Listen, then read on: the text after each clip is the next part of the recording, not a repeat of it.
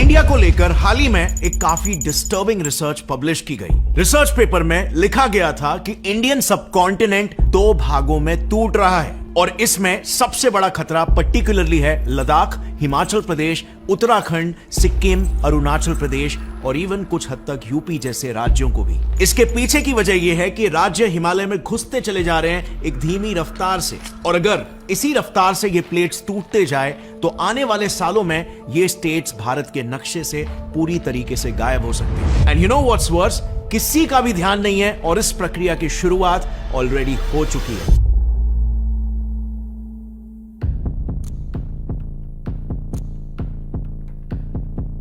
Covered at this road, and you can see it's a full winger crack and a hand can go inside it, so it's a handful crack we can say.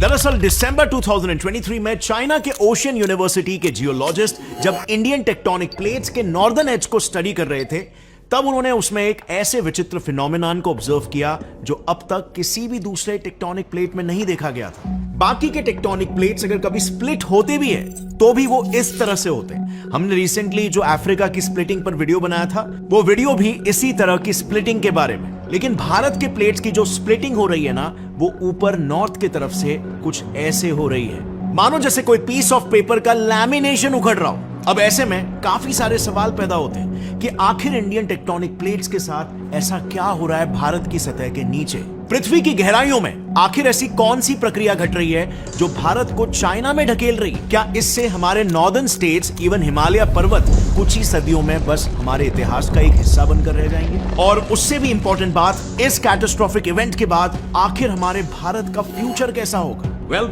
Interesting बात पता है क्या है?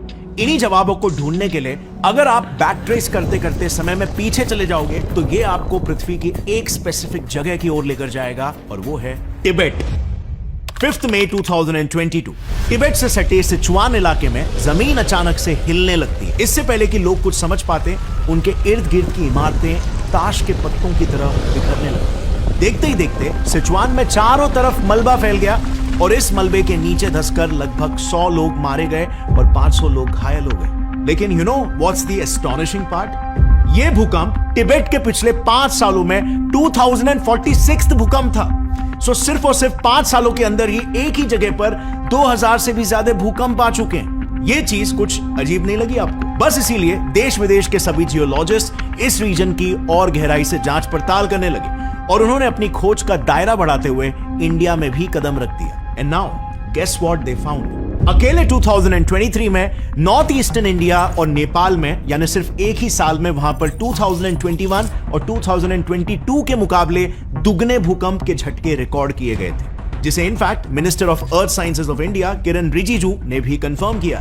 अब ऐसे में शुरुआत में तो सभी जियोलॉजिस्ट को लगा कि ऐसा इसीलिए हो रहा है क्योंकि लद्दाख, उत्तराखंड, अरुणाचल प्रदेश, नेपाल और तिब्बत, ये सभी प्लेसेस दो टेक्टोनिक प्लेट्स, इंडियन प्लेट और यूरेशियन प्लेट की बाउंड्री पर स्थित है और नेचुरली ऐसे बाउंड्रीज पर भूकंप आना कॉमन होता है। But you know this was not enough, there was more to it. Actually में ना इन दोनों प्लेट्स की बाउंड्री सिर्फ इतने रीजन तक ही सीमित नहीं है। ये बाउंड्री यहां कराची से लेकर लद्दाख तक ऊपर जाती है और फिर तिब्बत से अरुणाचल प्रदेश से होते हुए वापस से म्यांमार तक नीचे आती है। यानी कि अगर बाउंड्री पर होने की वजह से भूकंप हो रहे होते तो फिर वैसे ही फटके पाकिस्तान की तरफ वाले वेस्टर्न हिस्से और म्यांमार की तरफ वाले ईस्टर्न हिस्से में भी होने चाहिए। पर वेरी वियर्डली पिछले 6 साल में इस पूरे बाउंड्री पर आने वाले हर 5 में से 4 भूकंप सिर्फ और सिर्फ इसी इलाके में आए हैं। यानी कि क्लियरली इस रीजन के नीचे कुछ तो ऐसा हो रहा है जो टेक्टोनिक प्लेट्स के धक्कों से भी कहीं ज्यादा एक्सट्रीम है। But you know what, actually में ये हिमालयस के फॉर्मेशन की सिर्फ आधी सच्चाई है जो टेक्निकली गलत भी है। सो असल में हिमालय पर्वतों का फॉर्मेशन इन दो प्लेट्स के टकराने से नहीं बल्कि 3 प्लेट्स के टकराने से हुआ है। दरअसल आज से कुछ 100 मिलियन साल पहले इंडियन प्लेट और यूरेशियन प्लेट के बीच तेथिस ओशियन नाम का एक ओशन मौजूद हुआ करता था, जिसके तल में एक तीसरी प्लेट थी, शिरोदा प्लेट। अब हुआ यह कि जैसे इंडियन प्लेट गोंडवाना से टूटकर तेथिस ओशन के नीचे मौजूद शिरोदा प्लेट से टकराई तो शिरोदा प्लेट इस कोलिजन की वजह से इंडियन और यूरेशियन प्लेट्स के बीच दबने लग गई। इसके वजह से तेथिस सी का तल उसके नीचे मौजूद शिरोदा प्लेट से अलग होकर ऊपर उठने लग गया और शिरोदा प्लेट खुद यूरेशियन प्लेट के नीचे धंसने लग गई। यानी कि 100 मिलियन सालों पहले जो टेथिस सी का तल था वही आज हिमालयन माउंटेन रेंजेस बन गए। लेकिन इस कोलिजन के बाद भी इंडियन प्लेट यूरेशियन प्लेट की तरफ बढ़ रही थी और फाइनली जब ये दोनों प्लेट्स टकराए तब बचे हुए हिमालयाज भी बने। And this is how 3 plate के कोलिजन से पूरे हिमालयन माउंटेन रेंजेस का जन्म हुआ। अब याद करो, मैंने पहले कहा था पिछले 6 सालों में इस पूरे बाउंड्री पर आने वाले हर 5 में से 4 भूकंप सिर्फ और सिर्फ इसी इलाके में आए हैं। And well that is exactly because सिर्फ इसी रीजन में शिरोदा प्लेट यूरेशियन प्लेट के नीचे गई।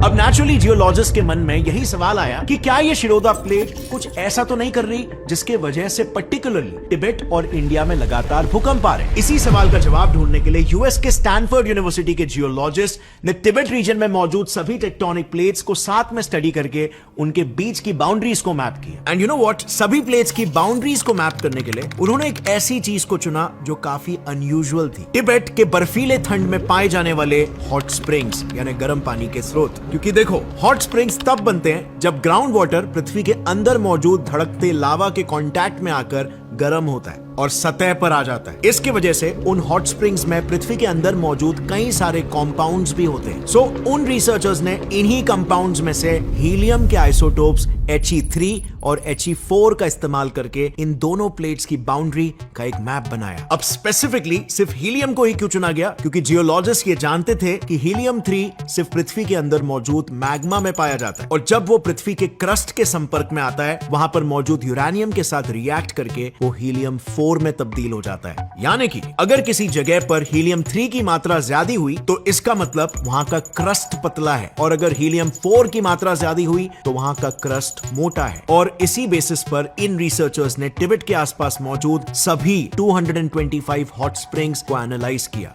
And then what they found was totally shocking. जहां पर normally Indian plate 100 kilometre thick है, वहीं इस मैपिंग में यह देखा गया कि तिब्बत के एरिया में वो सिर्फ 80 किलोमीटर ही थिक है, यानी 20 किलोमीटर पतली। इस ऑब्जर्वेशन के बाद जियोलॉजिस्ट को यह यकीन हुआ कि नक्की इन प्लेट्स के नीचे कुछ तो ऐसा हो रहा है जिसके वजह से ये प्लेट एकदम पतली होती जा रही है। पर आखिर ऐसा क्या हो रहा है जिसके वजह से इन प्लेट्स की थिकनेस कम होती जा रही है? इसी सवाल का जवाब जानने के लिए 2023 में चाइना के ओशियन यूनिवर्सिटी ने इस पूरे प्रॉब्लम को एक फ्रेश पर्सपेक्टिव से स्टडी किया। दरअसल चाइना के जियोलॉजिस्ट ने सोचा कि क्यों ना तिब्बत में मौजूद इंडियन प्लेट को एक ऐसी टेक्निक के साथ स्टडी करें जिससे हम एग्जैक्टली ये देख सकते हैं कि पृथ्वी के अंदर एक्चुअली में क्या हो रहा है। और इसके लिए जियोलॉजिस्ट ने तिब्बत के अर्थक्वेक नापने वाले 94 साइज्मिक स्टेशंस से अर्थक्वेक वेव्स का डेटा इकट्ठा किया और फिर उस डेटा को वो डिटेल में स्टडी करने लगे। वजह यह थी कि जब भी किसी रीजन में भूकंप आता है तब उसके सेंटर से 2 टाइप्स के वेव्स एक के बाद एक बाहर आते हैं। सबसे पहले प्राइमरी यानी कि पी वेव और उसके बाद सेकेंडरी यानी कि एस वेव। और फिर ये वेव्स जब पृथ्वी के अलग अलग लेयर्स से ट्रैवल करते हैं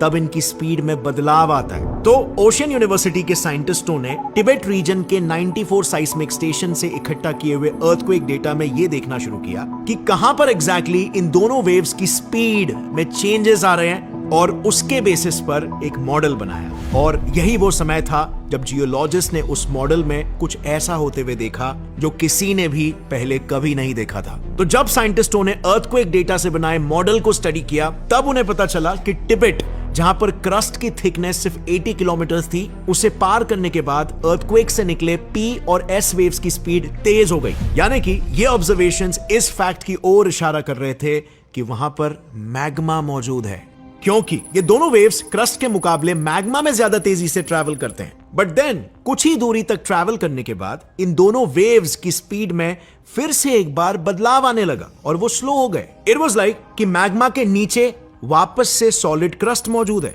यानी सिचुएशन कुछ ऐसी थी कि क्रस्ट के नीचे मैग्मा था और उस मैग्मा के नीचे वापस से क्रस्ट। और इससे साइंटिस्टों ने यह अंदाजा लगाया कि असल में किसी वजह से तिब्बत रीजन में मौजूद इंडियन प्लेट में ऐसा एक क्रैक आया होगा जिसे पृथ्वी के अंदर मौजूद मैग्मा ने भर दिया। और किसी प्लेट के ऐसे टूटने के प्रोसेस को जियोलॉजिस्ट डीलैमिनेशन कहते हैं। यानी कि जैसे आपने किसी डॉक्यूमेंट को लैमिनेट किया होता है तो वो कई बार उखड़ जाता है ना, सॉर्ट ऑफ वैसे ही हो रहा था हमारे इंडियन प्लेट के एज पर। अब इससे फर्क क्या पड़ता है? जैसे कि मैंने पहले कहा, भारत की जमीन हर साल धीमी रफ्तार से हिमालय के नीचे घुस रही है और इसी रफ्तार से आने वाले कई हजारों सालों में हमारे नॉर्थ के ये स्टेट्स और यूपी के नॉर्दर्न बॉर्डर का कुछ हिस्सा भारत के नक्शे से हमेशा के लिए गायब हो चुका होगा। और ऊपर से हिमालय पर्वतों का भी भविष्य कुछ बहुत ही सुनहरा नहीं है। यूनिवर्सिटी ऑफ विस्कॉन्सिन की एक जियोलॉजिस्ट रेचल हेडली के अनुसार हमारे हिमालय पर्वत लगातार 4 मिलीमीटर की रफ्तार से ऊपर उठ रहे हैं, लेकिन ये हमेशा के लिए नहीं चलने वाला है। एक समय ऐसा आएगा जब इस स्टीप ऊंचाई की वजह से उसका स्ट्रक्चर अनस्टेबल हो जाएगा और फिर उसके बाद हिमालय पर्वतों के बड़े बड़े टुकड़े तेजी से ढहने लगेंगे और ये तबाही नॉर्थ के उस पूरे हिस्से को uninhabitable बना देंगे। And this brings me to a big paradox of these tectonic plates. तबाही की जड़ को समझकर मे भी आपको ऐसा लग रहा होगा कि अगर टेक्टोनिक प्लेट्स में इस तरह की हलचल ही नहीं होती और वो सभी शुरुआत से एक ही जगह में फिक्स्ड होते तो पृथ्वी कितनी ही शांत होती ह्यूमन लाइफ के लिए, है ना? शांत तो जरूर होती, लेकिन आप और मैं जिंदा ही नहीं होते आज से 3.5 बिलियन सालों पहले ही पृथ्वी के जियोथर्मल वेंट्स में लाइफ का जन्म पहली बार हुआ, क्योंकि पृथ्वी के प्लेट्स के बीच में के क्रैक से हीट रिलीज होकर लाइफ के लिए सही वातावरण क्रिएट कर पाई, जिसमें कार्बन बेस्ड लाइफ जन्म ले पाई। वहां से फिर यूनिसेलुलर जीव मल्टीसेलुलर जीव बन पाए और कंपटीशन और एवोल्यूशन का सिलसिला चालू हो गया। अब ये एवोल्यूशन का सिद्धांत भी फंडामेंटली उसके इर्द गिर्द मौजूद एनवायरनमेंट पर ही निर्भर करता है, जिस वजह से इन्हीं टेक्टोनिक प्लेट्स का इंपॉर्टेंस जिंदगी के फलने और फूलने के लिए और भी ज्यादा महत्वपूर्ण हो गया। I mean, just think about it. आज से 150 मिलियन सालों पहले अगर ठंडे इलाकों में रहने के लिए डायनासोर्स ने फेदर्स को इवॉल्व नहीं किया होता तो आज हमारे आसपास बर्ड्स ही नहीं होते। अब जरा सोचो, अगर पूरी पृथ्वी पर सिर्फ एक ही जैसा वातावरण होता, एक ही किस्म के पेड़ पौधे होते, तो वो इवॉल्व कर पाए होते क्या? Obviously not. And this is exactly where plate tectonics come into the picture. In plates के मूवमेंट्स की वजह से पहाड़, प्लेन्स और खाई, ज्वालामुखी जैसे कई दूसरे लैंड फीचर्स पैदा हो पाए। अब ऐसे में अगर ये मूवमेंट्स नहीं हो पाते तो ये सभी इलाके कभी बन ही नहीं पाते और इसी की वजह से इन्हीं इलाकों में रहने वाले जीव जो आज हमें दिखते हैं वो नहीं एग्जिस्ट कर पाते। एंड यू नो व्हाट, यही तो है प्रकृति का पैराडॉक्स। प्रकृति ना तो अच्छी है ना ही बुरी, ये सिर्फ एक सच्चाई है, एक फैक्ट। इसी की वजह से आज हम यहां पर है और इसी की वजह से कल हमें जाना भी पड़ सकता है अगर हम बदलते हालातों के हिसाब से खुद को इवॉल्व नहीं कर पाए। As always keep your curiosity alive. See you next time. जय हिंद।